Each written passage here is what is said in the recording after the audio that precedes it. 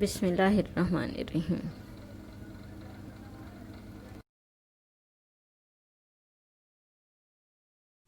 آیت نمبر 42۔ بسم اللہ الرحمن الرحیم۔ اذ انتم بالعدوۃ الدنیا وهم بالعدوۃ القصویٰ والرکب اسفل منکم ولو تواعدتم لاختلفتم فی المیعاد ولکن لیقضی اللہ امرا کان مفعولا لیہلک من ہلک عن بینۃ ویحیی من حی عن بینۃ وان اللہ لسمیع علیم۔ الفاظ معنی ہیں آیت کے۔ اس انتم جب تم تھے، بالعدوۃ الدنیا وادی کے اس کنارے پر، وہم اور وہ تھے، بالعدوۃ القصویٰ وادی کے اس کنارے پر، والرکب اور قافلہ، اسفل منکم تم سے نیچے اتر گیا، ولو اور اگر، تواعدتم تم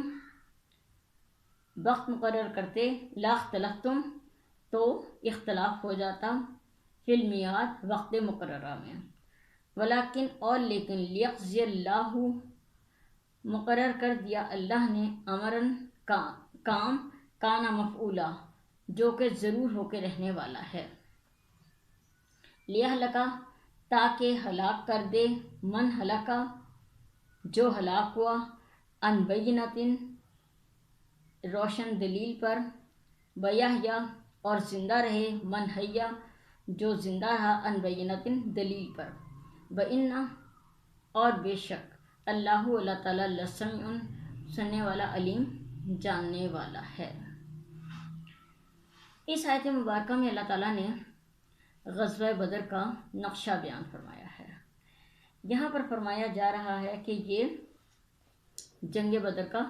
میدان ہے، یا جنگ بدر کا نقشہ بیان کیا جا رہا ہے۔ بدر مدینے کے پاس ایک وادی کا نام ہے، اس کا وہ کنارہ جو مدینہ سے قریب تھا، اس میں مسلمانوں کا لشکر تھا، اور وہ کنارہ جو مدینے سے ذرا دور تھا، اس پر کفار کے لشکر ٹھہرا ہوا تھا۔ قافلے سے مراد ابو سفیان کا وہ قافلہ تھا جو کہ تجارت کی غرض سے ملک شام گیا تھا اور واپس مکہ کی طرف جا رہا تھا، اور جس کی حفاظت کے لیے ابو جہل یہ لشکر لے کر آیا تھا۔ اس آیت مبارکہ میں اللہ تعالیٰ نے یہ ارشاد فرمایا کہ اللہ تعالیٰ نے ایسے اسباب پیدا فرما دیے کہ کفار کے ساتھ جنگ ضرور ہو کر رہی،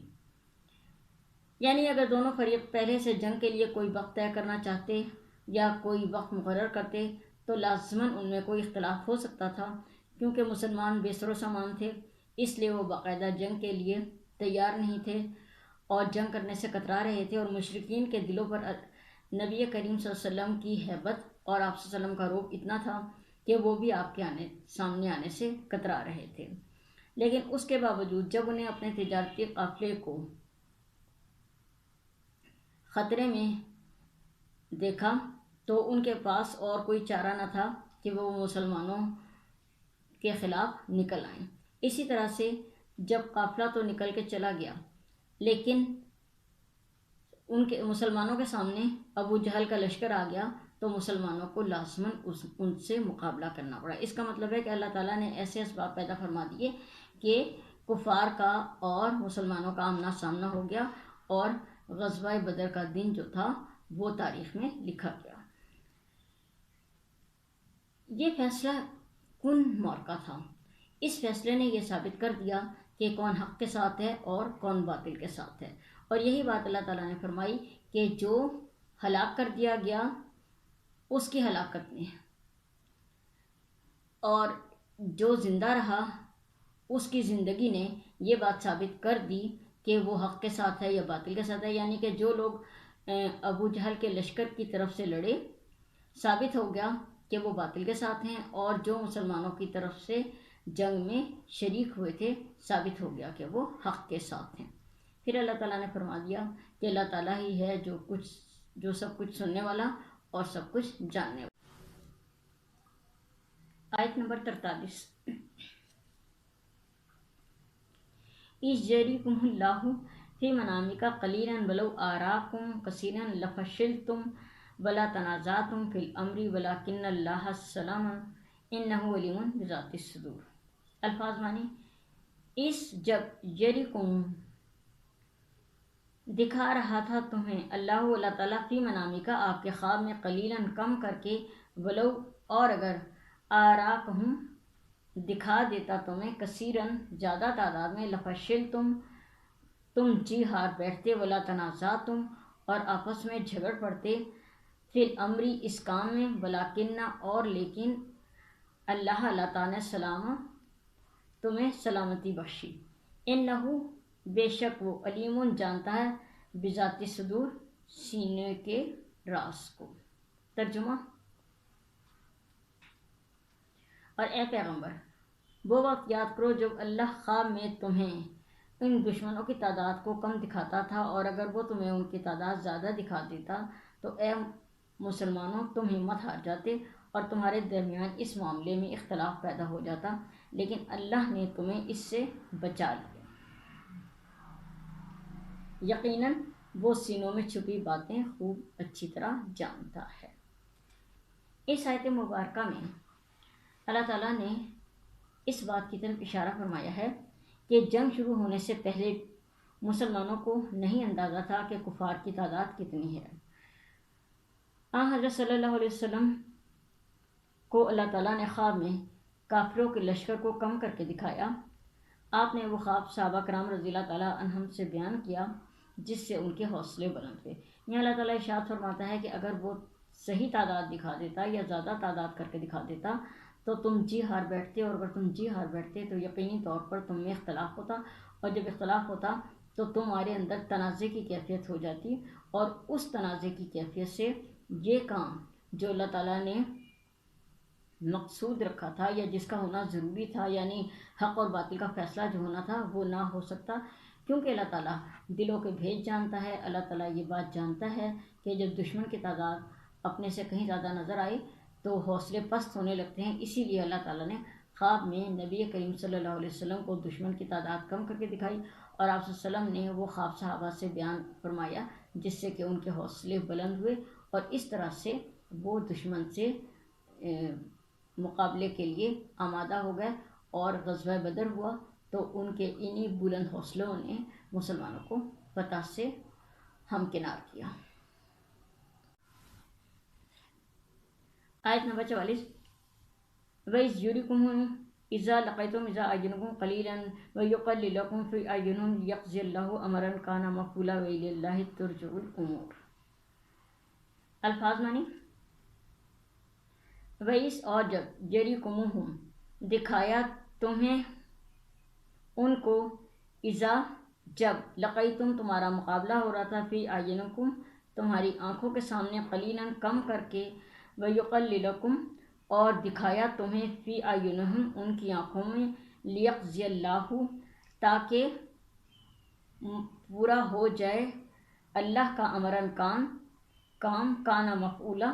جو کہ ضرور ہو کے رہنے والا ہے، وإلی اللہ اور بے شک اللہ کی طرف، ترجع الامور ہر کام کو لوٹ کر جانا ہے۔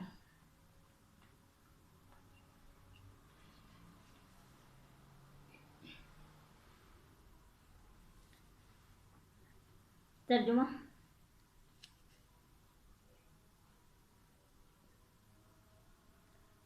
اور وہ وقت یاد کرو جب تم ایک دوسرے کے مقابل آئے تو اللہ تمہاری نگاہوں میں ان کی تعداد کم دکھا رہا تھا، اور ان کی نگاہوں میں تمہیں کم کر کے دکھا رہا تھا، تاکہ جو کام ہو کر رہنا تھا اسے اللہ پورا کر دکھائے، اور تمام معاملات اللہ کی طرف لوٹائے جاتے ہیں۔ اس آیت مبارکہ میں اللہ تعالیٰ نے ارشاد فرمایا ہے کہ نبی کریم صلی اللہ علیہ وآلہ وسلم کو اللہ تعالیٰ نے خواب میں کفار کی تعداد کم کر کے دکھائی تھی، لیکن جب مسلمانوں اور کافروں کا لشکر آمنے سامنے ہوا تو اللہ تعالیٰ نے کچھ ایسی کیفیت پیدا کر دی کہ مسلمانوں کو کافروں کی تعداد کم نظر آ رہی تھی، اور کافروں کی نظر میں مسلمانوں کا لشکر کم نظر آ رہا تھا۔ حالانکہ مسلمانوں کا لشکر تو تھا ہی کم، لیکن وہ انہیں اس سے بھی کم نظر آ رہا تھا، اور کفار کا لشکر جو کہ مسلمانوں سے 3 گنا زیادہ تھا، وہ بھی اللہ تعالیٰ نے مسلمانوں کو کم کر کے دکھایا، جس سے کفار بھی مقابلے کو آسان سمجھنے لگے اور مسلمانوں کے بھی حوصلے بلند ہوئے، اور یہ سب کچھ اس لیے کیا گیا کہ جو کام اللہ تعالیٰ نے مقرر کیا ہے کہ حق اور باطل کا فیصلہ وہ ہو کر رہے۔ اور اسی ایک بات کی وجہ سے کہ کفار جو تھے مسلمانوں کو کمتر سمجھ رہے تھے، ان کی تعداد کو کم سمجھ رہے تھے، انہیں کم حوصلہ سمجھ رہے تھے، اور مسلمان کفار کے لشکر کو آج ہم نے رکو نمبر 5 ختم کر لیا ہے، اب ہم اس کے مشقی سوالات حل کریں گے۔ سے ہم کنار ہوئے۔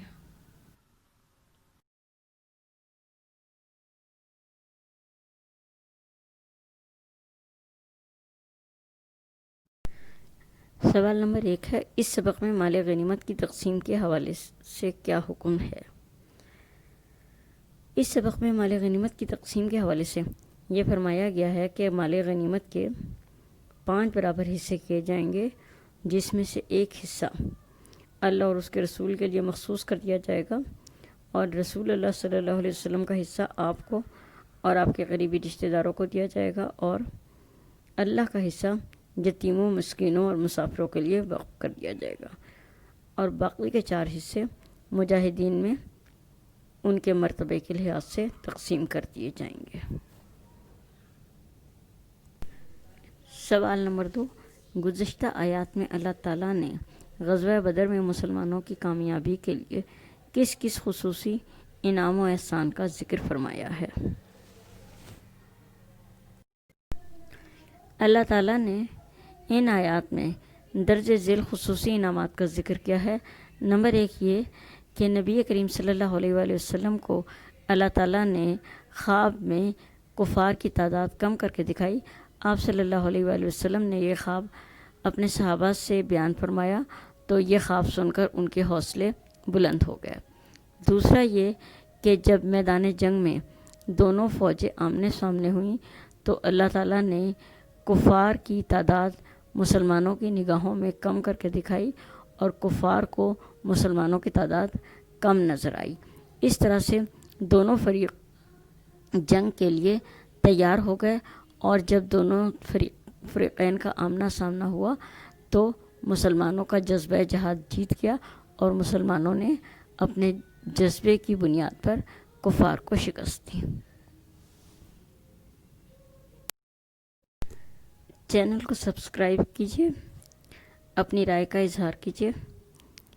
آپ کی رائے کی منتظر رہوں گی۔ شکریہ۔